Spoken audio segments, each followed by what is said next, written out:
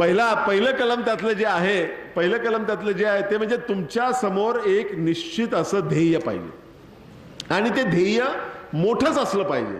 तुमच्या समोर एक निश्चित असं ध्येय असलं पाहिजे आणि ते मोठंच असलं पाहिजे. ते ध्येय लहान छोटंसं काहीतरी असतं कामा नये. मागे एकदा ठाण्याला मी विद्यार्थ्यांशी बोलत होतो आणि मी विद्यार्थ्यांना विचारलं, काय रे तुमचं ध्येय काय? एका विद्यार्थ्याने मला सांगितलं, ठाणे लोकलमध्ये मला खिडकीची जागा पकडायची. हे काय ध्येय होऊ शकत नाही. ध्येय हे मोठंच असलं पाहिजे. ध्येय हे मोठंच असलं पाहिजे आणि हे जे ध्येय असेल ते तुम्ही ठरवायचं आहे.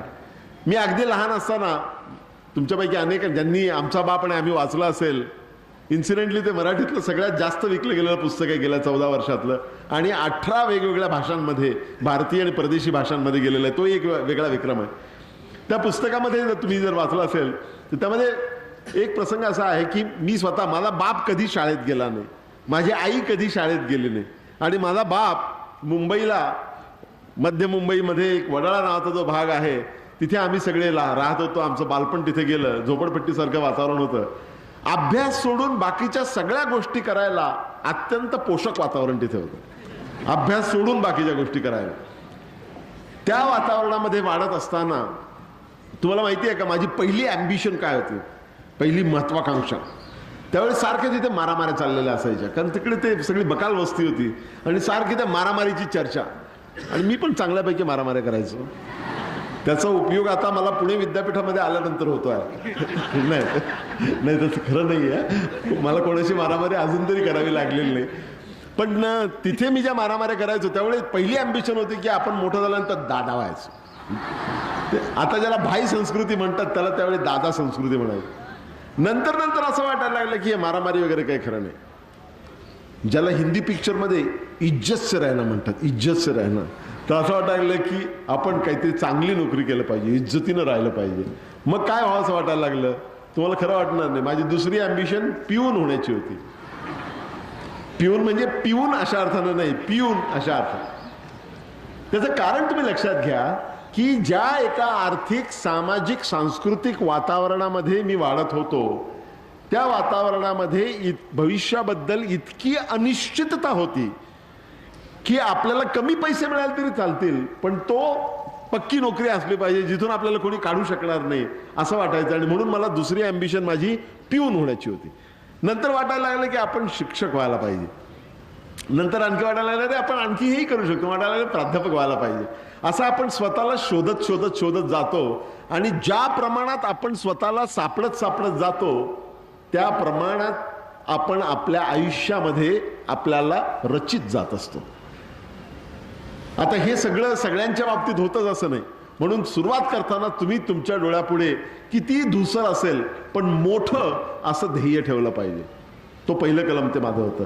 इंग्रजीमध्ये एक फार सुंदर वाक्य आहे, it is not failure, it is low aim that is a crime.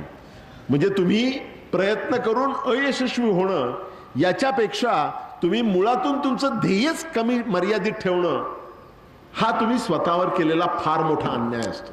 त्यामुळे ध्येय असलं पाहिजे आणि मोठं ध्येय असलं पाहिजे. लहानपणचा एक प्रसंग त्या ध्येयाच्या बाबतीतला मुद्दाम सांगावासा वाटतो आणि तो आमच्या नाशिकच्या भाषेमध्ये मुद्दाम सांगावासा वाटतो. मी विद्यार्थ्यांशी बोलताना नेहमी तो प्रसंग सांगतो. मी अगदी लहान असताना ज्यावेळी माझ्या शाळेत पहिला नंबर वगैरे यायला लागला त्यावेळी आमच्या घरी येणारे जे लोक असायचे तुम्ही कल्पना करू शकता, कामगार वस्ती, झोपडपट्टीसारखं वातावरण. त्यामुळे आमच्या घरी येणारे पाहुणे मंडळी त्याच प्रकारचे असायचे. गावाकडचे पाहुणे असायचे, शेतकरी बंधू किंवा मग कुठले तरी चतुर्थ श्रेणी कामगार असायचे. तर माझ्या घरी येणारे लोक असायचे त्यांचा एक प्रश्न ठरलेला असायचा, तू मोठेपणी कोण होणार? असं ते आमच्या नाशिकच्या बोलीभाषेमध्ये बोलायचं, तू मोठेपणी कोण होणार? तर त्या वयातली मुलं जसं गुळमुळीत उत्तर देतात तसं गुळमुळीत उत्तर मी देत असे. एक दिवशी माझ्या मोठ्या भावाने मला विचारलं, मोठा भाऊ म्हणजे माझा सगळ्यात मोठा भाऊ, त्याचा पहिला नंबर, तिथे माझा पहिला नंबर चुकला. तो माझ्यापेक्षा 15 वर्षांनी मोठा, सगळ्यात मोठा. त्याने मला विचारलं, काय रे तुला कोण व्हायचंय?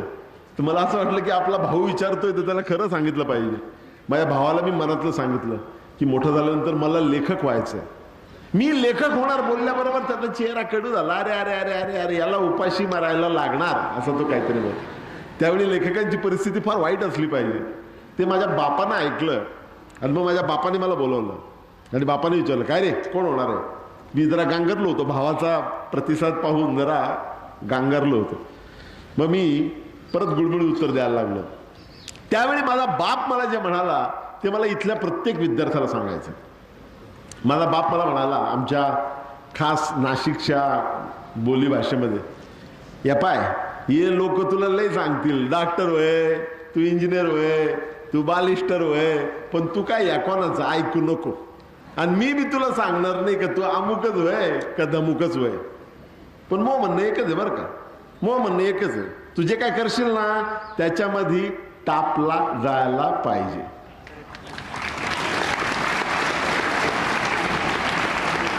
तुला चोर व्हायचं ना, तुला चोर व्हायचं ना, कोई बात नाही, पण मग असा चोर झाला पाहिजे का समधी दुनिया बोलली पाहिजे इसको बोलताय चोर.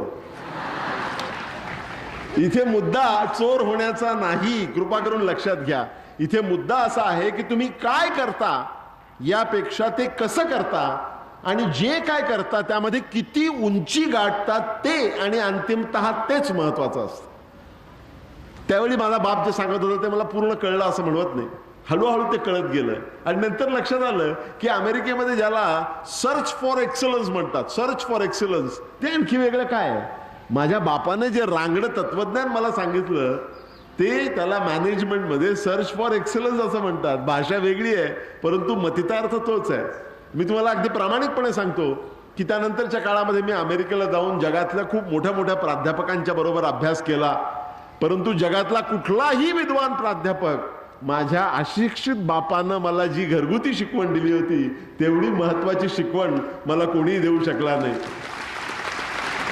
आणि ही सगळी प्रेरणा जी आहे ती प्रेरणा थेट महात्मा फुलेंपासून डॉक्टर बाबासाहेब आंबेडकर, राजर्षी शाहू महाराज आणि कर्मवीरांच्यापर्यंत जाऊन पोहोचते. ही साध्या माणसांमधलं ज्याला पर्ल्स ऑफ विजडम म्हणतात, हा जो विजडम आहे, हा विजडम, विद्वत्ता, खऱ्या अर्थानं विद्वत्ता, ज्ञान आणि विद्वत्ता या दोन वेगवेगळ्या गोष्टी आहेत. ही विद्वत्ता या लोकांच्याकडे होती आणि मला त्याचा खूप मोठा फायदा. हे पहिलं कलम होतं. दुसरं कलम माझं जे आहे 7 कलमी कार्यक्रमातलं ते म्हणजे तुम्ही जे ध्येय ठरवलं असेल ते ध्येय गाठण्यासाठी, त्या ध्येयाच्या परिपूर्तीसाठी तुम्ही जीवाचं रान केलं पाहिजे.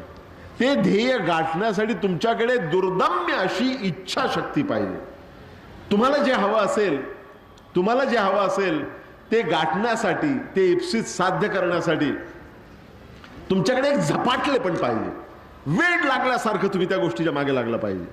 दुर्दम्य अशी इच्छाशक्तीचा अर्थच तो आहे, जे तुम्हाला साध्य करायचंय त्याच्यासाठी वेळ लागल्यासारखं मागे लागलं पाहिजे. एखाद्या गोष्टीच्या मागे वेळ लागल्यासारखं लागणं याच्यासारखी शहाणपणाची दुसरी गोष्ट नाही. तुम्हाला जे इप्सित गाठायचं आहे ते इप्सित साध्य करण्यासाठी तुम्हाला ते झपाटले पण पाहिजे. गाजराची पुंगी आहे, वाजली तर वाजली, नाही तर मोडून खाल्ली, असा दृष्टिकोन जर तुम्ही तुमच्या ध्येयाच्या बाबतीत ठेवला तर त्या ध्येयाच्या जवळपास सुद्धा तुम्ही पोहोचणार नाही. हे दुसरं कलम आहे. तिसरं कलम जे आहे ते कठोर परिश्रमांचं आहे. Please remember, there is no substitute for hard work. कठोर परिश्रमाला पर्याय पूर्वी नव्हता, आता नाही आणि यानंतरच्या काळात असण्याची सुतराम शक्यता नाही.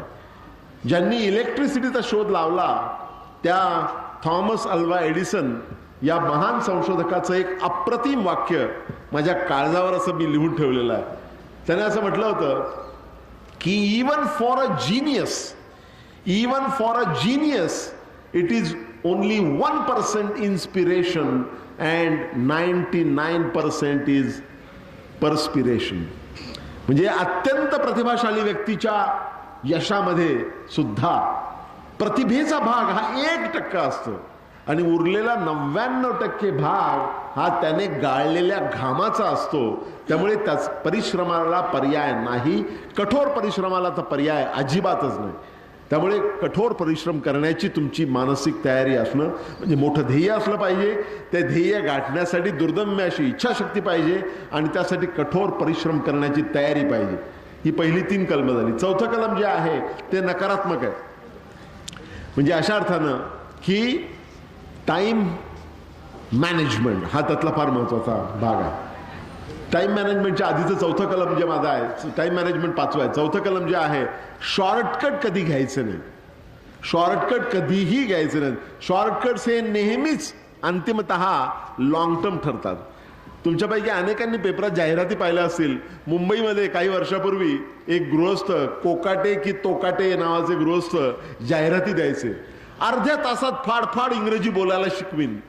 तर मी माझ्या विद्यार्थ्यांना त्यावेळी सांगायचं की हा कोकाटे की तोकाटे जर मला भेटला ना तर त्याच्या कानाखाली मी आवाज काढणार आहे. अर्ध्या तासात फाडफाड इंग्रजी बोलायला शिकवणाऱ्याच्या कानाखाली मी खाडखाड आवाज काढणार आहे.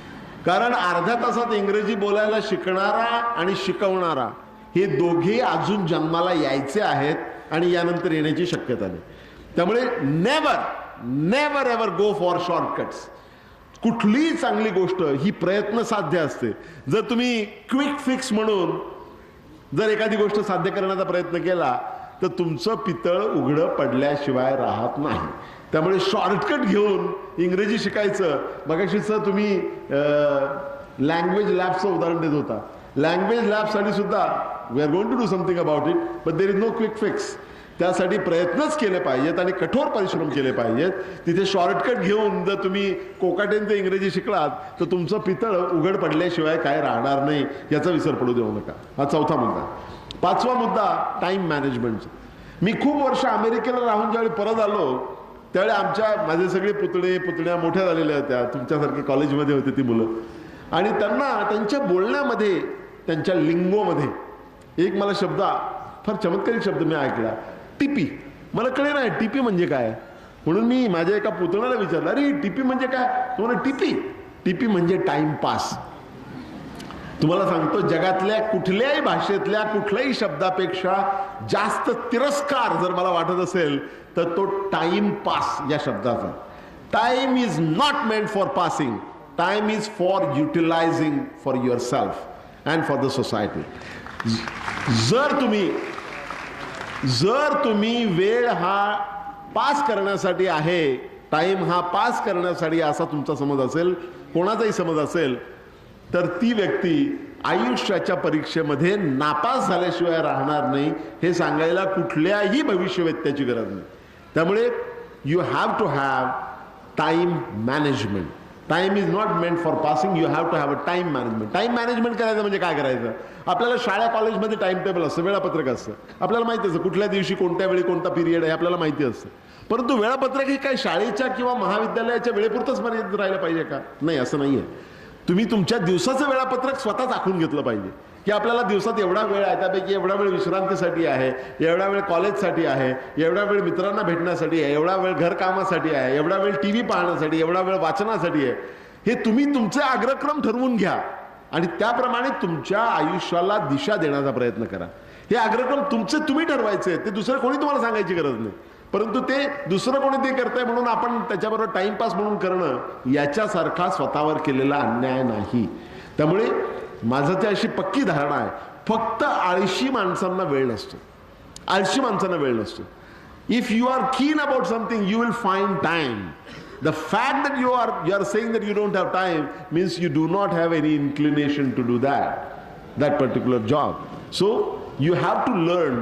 Those of you who have still not inculcated the habits of time management must do so immediately. त्यामुळे टाइम मॅनेजमेंटची सवय लावून घ्या.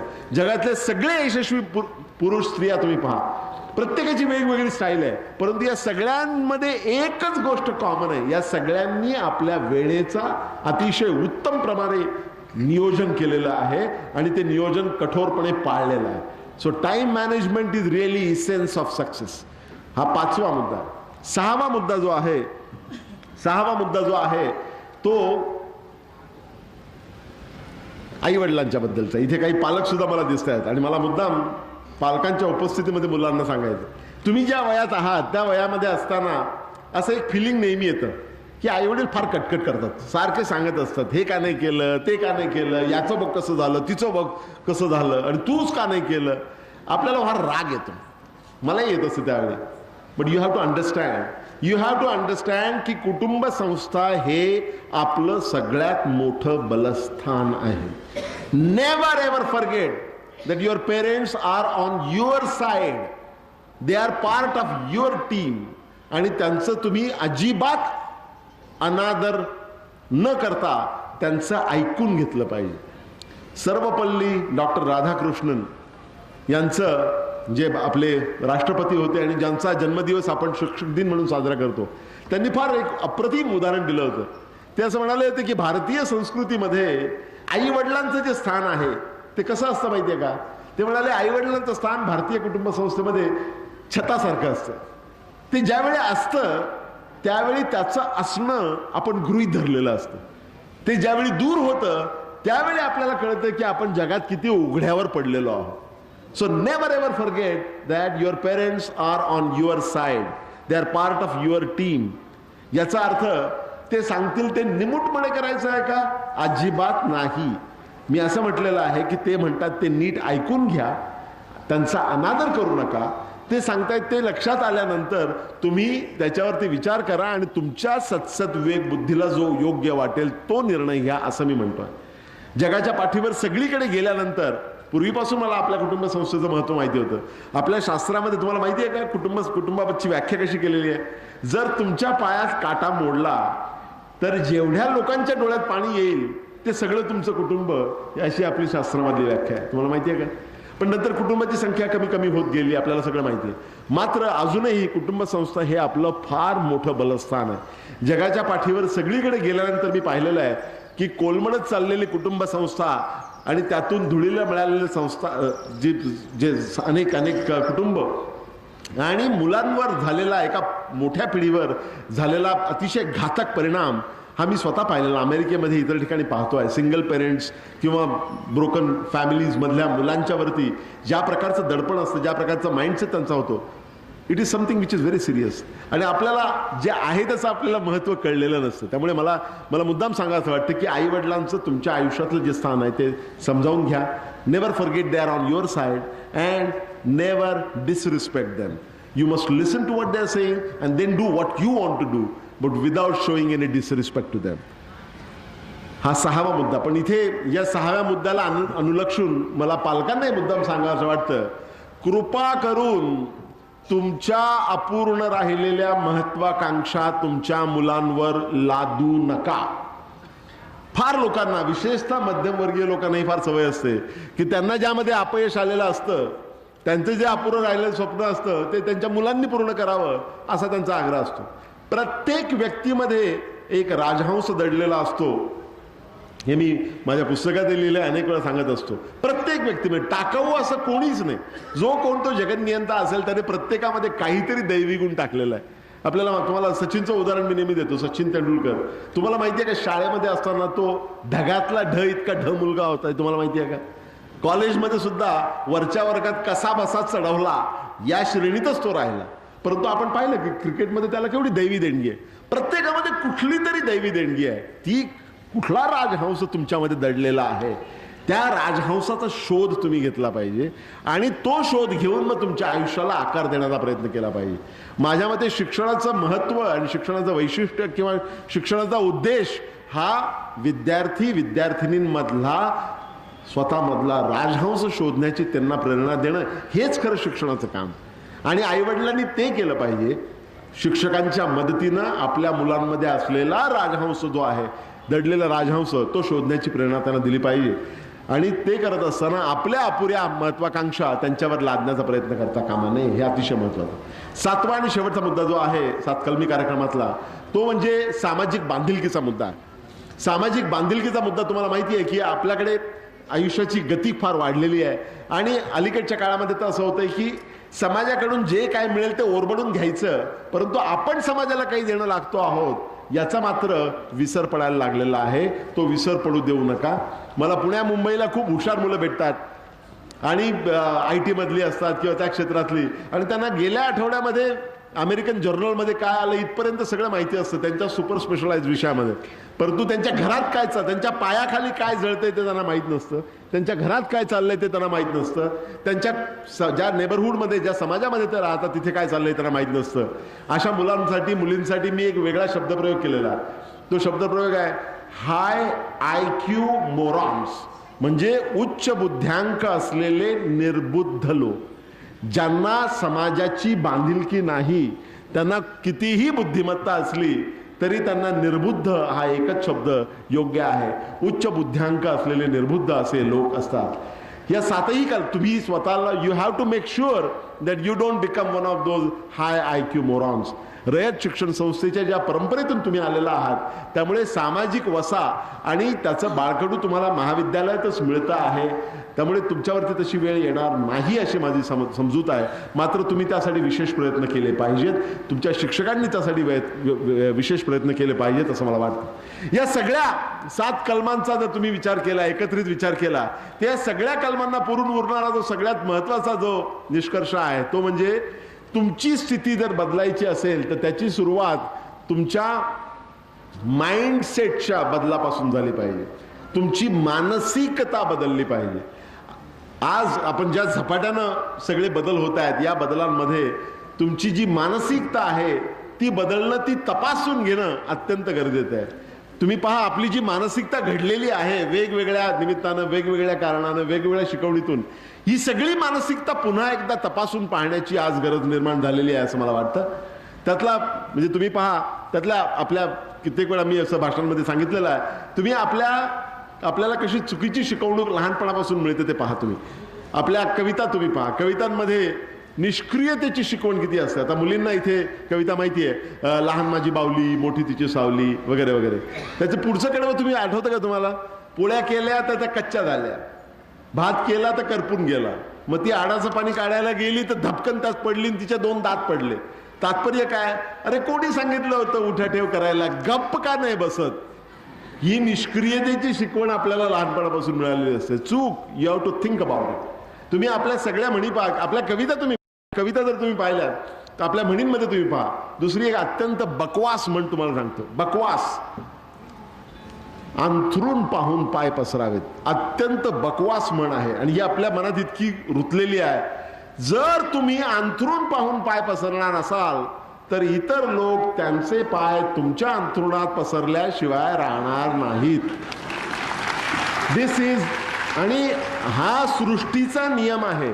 आपण अंथरूण मोठं करण्याचा विचार केला पाहिजे हे मला सांगायचं. मुद्दा तुम्ही पहा, मुंबईमध्ये आपण किती वेळा पाहतो ना, गिरगावामध्ये जे मराठी बांधव होते ते सगळे अंथरुणातच पाय पसरत होते. त्यामुळे त्यांच्या अंथरुणासकट त्यांना बाहेर काढलं. ते दादरला गेले, दादरहून चेंबूर, चेंबूरहून ठाणा, ठाण्याहून बदलापूर आणि आता पुण्याच्या जवळ यायला लागलेलं. मुद्दा इथे असा आहे की तुम्ही मोठा विचार केला पाहिजे. अंथरूण पाहून पाय पसरणे हे योग्य नाही. तुम्ही आपल्या मराठीतल्या कविता तुम्ही पहा, मराठीतली एक फार प्रसिद्ध कविता आहे. त्यामध्ये तो जो मजूर असतो, तो मजूर माथाडी कामगार, डोक्यावर बोजा घेणारा माथाडी कामगार, पण तो रस्त्याच्या कडेला डोक्याला ती पाटी लावून आरामात झोपू शकतो. त्या उलट तो जो श्रीमंत माणूस आहे त्याला ब्लड प्रेशर, डायबिटीस हे सगळे विकार होतात. तो त्याच्या महालामध्ये येराधारा मारतो, त्याला झोप येत नाही. असं चित्र आपल्या डोक्यामध्ये बसलेलं आहे आणि असं पसरवलेलं आहे की गरिबी ही धट्टीकट्टी असते आणि श्रीमंती ही लुळी पांगळी असते. नॉनसेन्स. गरिबी ही धट्टीकट्टी कधीच नसते. तुम्ही कुठल्याही गरीबाला विचारा, गरिबी धट्टीकट्टी नसते आणि श्रीमंती ही आपोआपच लुळी पांगळी नसते. श्रीमंती जर तेलगीच्या वगैरे मार्गाने मिळालेली असेल तर ती लुळी पांगळी असू शकते, परंतु जर तुमच्या प्रयत्नांनी ती मिळणार असेल, तुमच्या बुद्धिचातुर्याने मिळणार असेल तर त्याचं वैषम्य वाटायचं काही कारण नाही. चांगलं जीवनमान असणं हा तुमचा अधिकार आहे, तो तुम्ही मिळवलाच पाहिजे. मग कोणी किती, आणि साधी राहणी आणि उच्च विचारसरणी याचा जो संबंध जोडला गेलेला त्यातही काय अर्थ नाही. उच्च विचारसरणी असण्यासाठी राहणी साधी असावी लागत नाही आणि साधी राहणी असली म्हणजे विचार आपोआपच उच्च होत नाहीत. या 2 गोष्टींचा काहीही संबंध नाही. या बाळबोध गोष्टी आपल्या डोक्यात ज्या शिरलेल्या आहेत, आपल्या भाषेत ज्या शिरलेल्या आहेत, त्याचा पुनर्विचार करायची गरज आहे. तुम्हाला सांगतो, मी तुम्हाला गंमत सांगतो. तुम्ही पहा की भाषेमध्ये तुम्ही पहा की आपल्याला एखाद्याला नोकरी मिळाली तर आपण त्याला कसं म्हणतो, किंवा तो धंद्यामध्ये गेला, आपण काय म्हणतो, त्याला नोकरी मिळाली म्हणजे त्याने नोकरी धरली असं म्हणतो. पण तो धंद्यामध्ये गेला तर आपण तो धंद्यामध्ये पडला असं म्हणतो. हे आपोआप होत नाही. आपण असं म्हणतो का की तो धंद्यामध्ये पडला पण नोकरी धरली नाही. आपण असं म्हणतो आपण असं नाही म्हणत की तो धंदा त्याने धरला पण नोकरीमध्ये पडला. आपण नोकरी धरली, ती कुठे चालली होती पण नोकरी धरली पण धंद्यात पडला असं म्हणतो. आपण सुरुवात करतानाच तो निगेटिव्ह विचार करत असतो. ते आपल्या भाषेमध्ये कशी वृत्ती आपली आलेली असते पहा. तर ही आपली सगळी जी मानसिकता आहे, ही सगळी मानसिकता एकदा पुन्हा तपासून पाहिली पाहिजे. ठेविले अनंते तैसेची राहावे, चित्ती असो द्यावे समाधान. ही असलीच दगडधोंड्यांची शांतता आपल्याला नको आहे आणि ही समाधान आपल्याला नको आहे. आपल्याला समाधान हवं आहे ते परिवर्तनाचं समाधान हवं आहे आणि आपल्याला हवा तसा व्यवस्थेमध्ये बदल करून आपल्याला ते समाधान मिळवायचं आहे. नाही तर ठेविले अनंत तैसेची राहावे चित्ती असं द्यावे समाधान, ह्या दगडधोंड्याच्या समाधानाला अर्थ नाही. ती स्मशान शांतता आहे, त्या शांततेला काय अर्थ नसतो. मुद्दा इथे असा आहे की आपण सगळ्यांनी आपली मानसिकता पूर्णपणे तपासून पाहिली पाहिजे. आणि त्या तपासून तुम्हाला जे योग्य वाटेल त्याच्यावर तुम्ही विश्वास ठेवा. मी सांगतोय म्हणून त्याच्यावर विश्वास ठेवायचं कारण नाही. मुद्दा असा आहे की आपली जी मानसिकता कळत नकळत जी घडत असते त्याचा पुन्हा एकदा विचार करून आपली मानसिकता ठरवून घ्यावी. मी तुम्हाला सांगतो की जगामध्ये दारिद्र्यापेक्षा भयंकर एकच गोष्ट मला माहिती आहे, दारिद्र्यापेक्षा भयंकर एकच गोष्ट जगामध्ये आहे, ती म्हणजे मनोदारिद्र्य. मनोदारिद्र्य हे सगळ्यात भयंकर आहे. त्या मनोदारिद्र्यातून तुम्ही बाहेर आलं पाहिजे. जोपर्यंत तुमचं मनोदारिद्र्य दूर होत नाही तोपर्यंत तुम्ही दारिद्र्याच्या खाईतून बाहेर येऊ शकत नाही. तुम्ही लक्षात घ्या की या सगळ्या वातावरणामध्ये खूप बदल जे होतात, परिसरामध्ये जे बदल होत आहेत, आर्थिक विकास वेगवेगळ्या प्रकारे होतोय, अनेक वेगवेगळ्या प्रकारचे सामाजिक प्रश्न येत आहेत, याच्यातून तुमच्या कानावर सारखं वेगवेगळं येत असेल आणि आपल्याला सवय पडलेली आहे वेगवेगळ्या गोष्टी ऐकण्याची. तुम्हाला 2 विनोद सांगून मी थांबणार आहे. हे सगळे जे बदल आहेत, आपल्या आजूबाजूला घडणारे सगळे बदल आहेत, त्याचा साकल्यानं अभ्यास करा आणि तो अभ्यास करून तुमची स्वतःची जीवनशैली ठरवण्याचा तुम्ही प्रयत्न करा. ती तुमची स्वतःची जीवनशैली असली पाहिजे आणि आजूबाजूच्या परिस्थितीचा डोळस आढावा घेतला पाहिजे. आपल्याला एक सवय लागलेली आहे, ते म्हणजे आपल्याला जी एक सवय अनेकांना लागलेली आहे, आपल्याला कोणीतरी सारखा बागुलबुवा दाखवत असतो. मग तो कधी साम्राज्यवादाचा बागुलबुवा असतो किंवा कधी तो भांडवलशाहीचा बागुलबुवा असतो. अलीकडच्या काळामध्ये जागतिकीकरणाचा बागुलबुवा आपल्याला सारखा दाखवतात. म्हणजे कुठला तरी बागुलबुवा दाखवायचा आणि त्या बागुलबुवा त्या शत्रूशी आपण फार लढतो आहोत तर आपण मारल्यासारखं करायचं आणि त्याने रडल्यासारखं करायचं आणि मग आपण जिंकलो असं स्वतःला जाहीर करायचं. हा प्रकार गेले 60 वर्ष आपल्याकडे चाललेला आहे. जागतिकीकरणाच्या बाबतीमध्ये मी आत्ताच त्यावरती बोललो, त्याचा एक विनोद सांगून मी थांबणार आहे की बागुलबुवा म्हणजे किती मोठा असतो. आपल्याला या बागुलबुवाला घाबरायचं काही कारण नाही. आणि ते कारण नाही सांगताना मी एक जोक अलीकडच्या काळामध्ये सांगतोय. तुमच्यापैकी जर ऐकला नसेल तर मुद्दाम सांगायचा वाटतो. तुम्ही 3 बोक्यांचा जोक ऐकलेला आहे का? बोक्यांचं ऑलिम्पिक भरलेलं आहे बरं का, ऑलिम्पिकच्या स्पर्धा, आणि न्यूयॉर्कमध्ये त्या स्पर्धा आहेत आणि त्याच्यामध्ये 3 बोके शेवटच्या राऊंडला, फायनल राऊंडला आलेले आहेत. एक अमेरिकन बोका अर्थातच आहे, गले लठ्ठ. दुसरा युरोपियन बोका आहे, तोही चांगलाच गब्दूल आहे. तिसरा भारतीय बोका.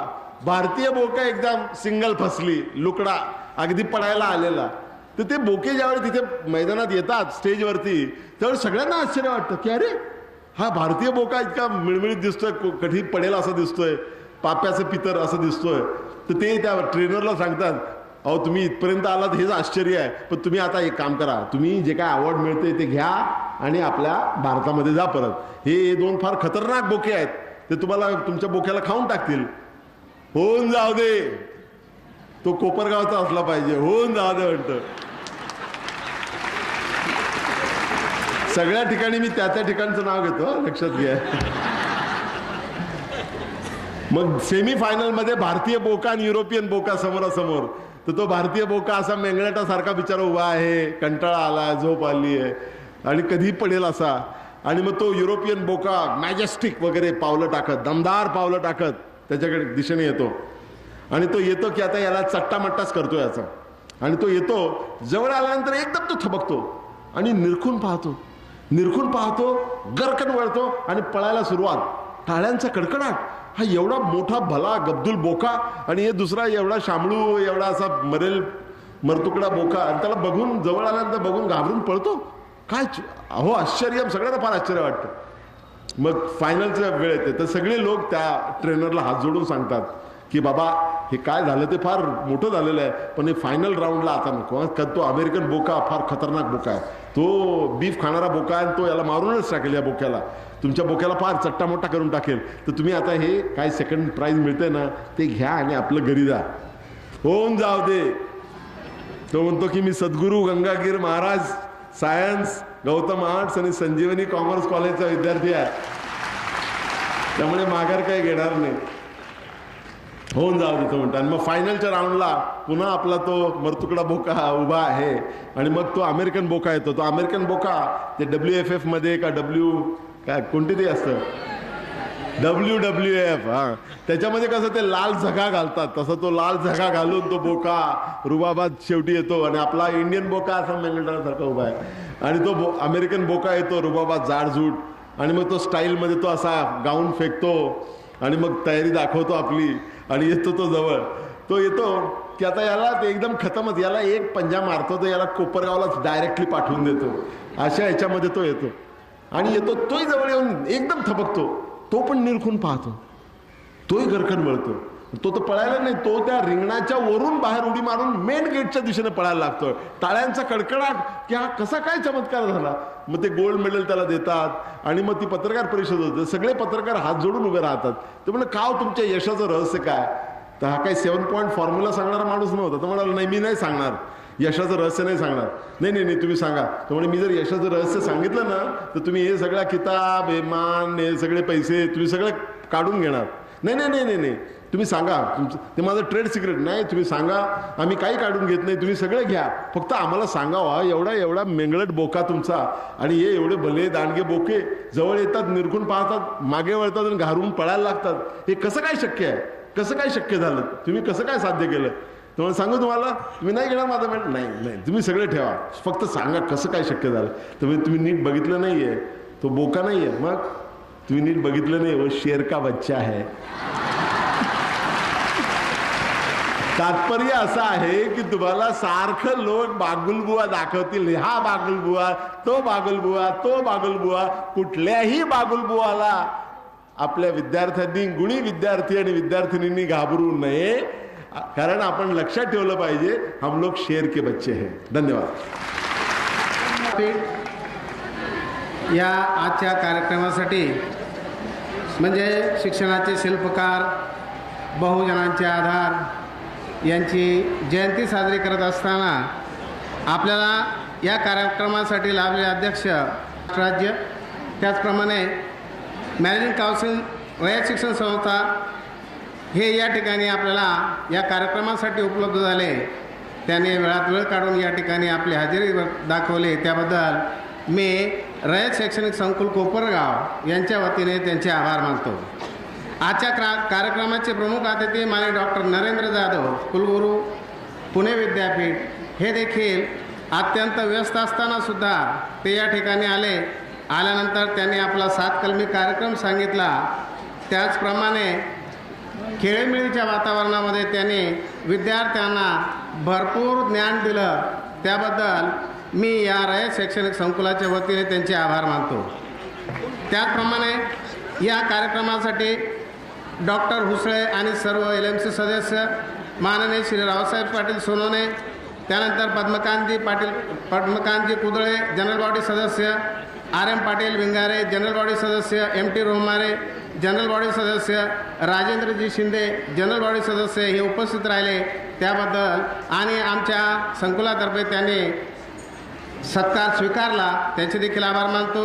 त्याचप्रमाणे नगरसेवक पूरब कुदळे, भास्करराव बोरावके, प्रभाकरराव बोरावके, बाबुराव पाटील गवारे, डॉक्टर नरोडे, सुशीलाताई वहाणे, त्याचप्रमाणे राज्य पुरस्कार प्राप्त KVP विद्यालयाचे मुख्याध्यापक श्रीयुत NS सोनवणे सर, त्याचप्रमाणे या ठिकाणी जे पत्रकार आहेत त्यामध्ये संजय देशपांडे,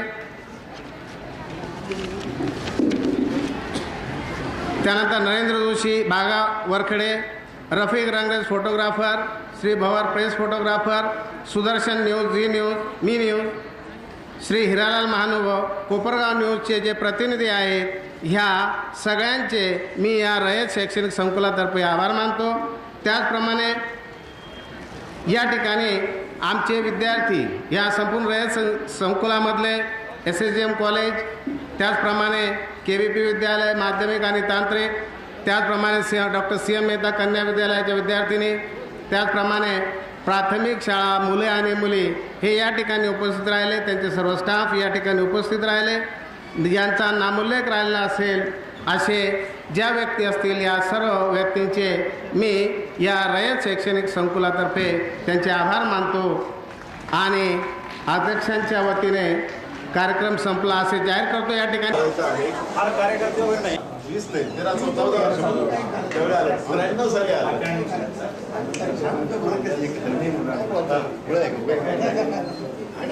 मार्गदर्शन केलं विद्यार्थ्यांनी शैक्षणिक याच्यामध्ये कसं कार्यरत राहिलं पाहिजे जेणेकरून जे ऑर्डिनरी विद्यार्थी आहेत समजा शिक्षण घ्यायचं पदवी एकदा संपादित करायची आणि आपलं चालायचं काय असेल तर या व्यतिरिक्त विद्यार्थ्यांना काय नाही, मला असं वाटतं की शैक्षणिक वर्ष हा त्यांच्या आयुष्यातला सर्वोत्तम कालखंड असतो आणि शिक्षणाकडे त्यांनी गुंतवणूक म्हणून पाहिलं पाहिजे. वेळेची आणि आपल्या आईवडिलांच्या पैशाची गुंतवणूक म्हणून त्यांनी शिक्षणाकडे पाहिलं पाहिजे आणि शिक्षणाच्या या संधीचा त्यांनी स्वतःसाठी, समाजासाठी आणि देशासाठी जास्तीत जास्त फायदा स्वतःच्या उन्नतीसाठी करून घेतला पाहिजे असं मला वाटतं. आत्ताच वृत्तपत्रामध्ये आग्रह आला होता की ज्या संस्थेमध्ये अनेक दिग्गजांनी शिक्षण घेतलं ते राज्य शासनामध्ये कार्यरत आहेत आणि उच्च पदवी म्हणजे त्यांचे पद ते आज भूषवतात. त्यांची स्वतंत्र विद्यापीठ निर्माण झाली परंतु अजून रयत शिक्षण संस्थेचे नाही. आजही जे कार्य कर्मवीर अण्णासाहेब पाटील यांनी सुरू केलं ते कार्य अजूनही फार मोठं कार्य आहे, त्याबद्दल शंकाच नाही. परंतु आपली वाढ इतक्या मोठ्या प्रमाणावर झालेली आहे की ते कार्य एका वेगळ्या प्रकारे मर्यादित झालेलं आहे. म्हणजे उदाहरणार्थ जर तुम्ही 16 ते 24 हा वयोगट पाहिला, हा उच्च शिक्षणासाठी असलेला वयोगट 16 ते 24 आहे. या वयोगटामधल्या केवळ 9.5% लोकांना महाविद्यालयामध्ये प्रवेश मिळतो. अमेरिकेमध्ये किंवा जगातल्या सगळ्या प्रगत देशामध्ये हे प्रमाण 30-40 काही ठिकाणी 60% आहे आणि आपण अजून 9.5% आहोत आणि पुढच्या या 11व्या योजनेमध्ये आपल्याला ते 15% करायचं आपलं उद्दिष्ट आहे. त्यामुळे आपल्याला ॲक्सेस ज्याला म्हणतात उच्च शिक्षणाला ॲक्सेस फार मर्यादित अजून आहे. तो कर्मवीरांच्या फार भरीव कार्यामुळे महाराष्ट्रामध्ये बऱ्यापैकी ॲक्सेस निर्माण झालेला आहे. परंतु तुम्ही जर पूर्ण देशाकडे पाहिलं तर तो ॲक्सेस फार मर्यादित आहे. त्यासाठी शिक्षणाच्या क्षेत्रामध्ये सरकारच्याकडून, केंद्र सरकारकडून आणि राज्य शासनाकडून फार मोठ्या प्रमाणावर गुंतवणूक होणं ही काळाची गरज आहे. शिक्षणाच्या महागड्याला काय पर्याय आहे?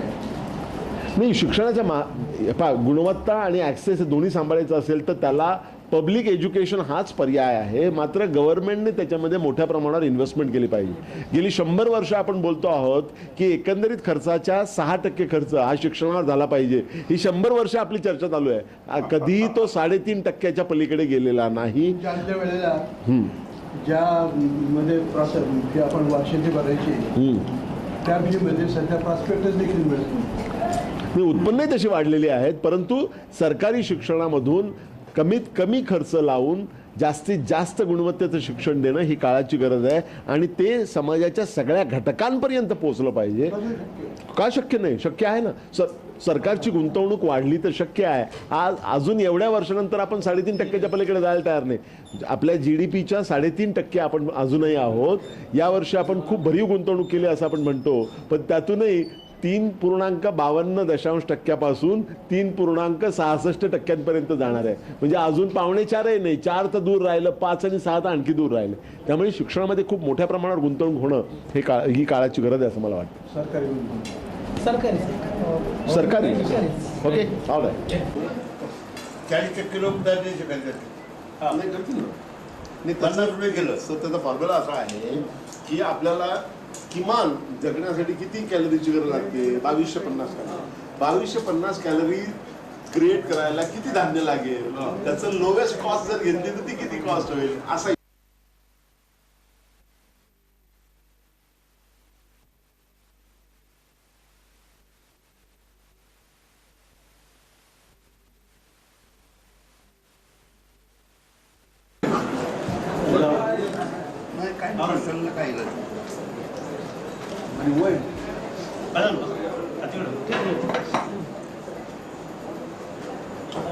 साखर टाकलेली आहे का?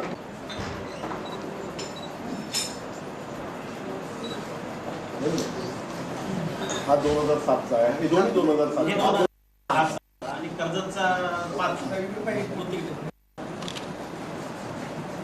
मॅडम ते आमच्या नाशिकचे आहेत, त्यांना येऊ द्या.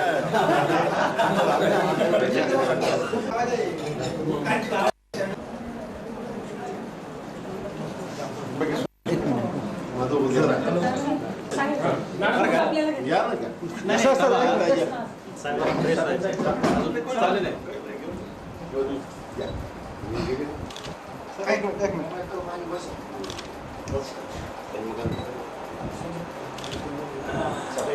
ओके.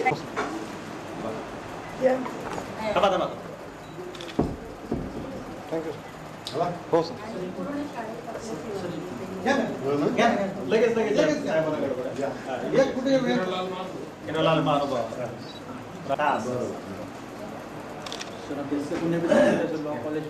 लॉ कॉलेज यांनी सुरू केलेलं आहे चालू वर्षीपासून. तुम्हीच मान्यता दिली प्रस्ताव वेळ घेऊन बघा. फार गैरसोय झाली. हा ना. All the best. All the best.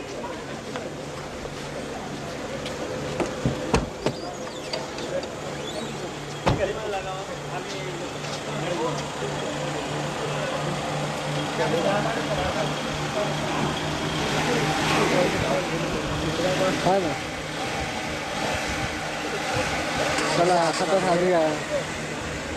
Okay साहेब. Okay sir. All right. All the best.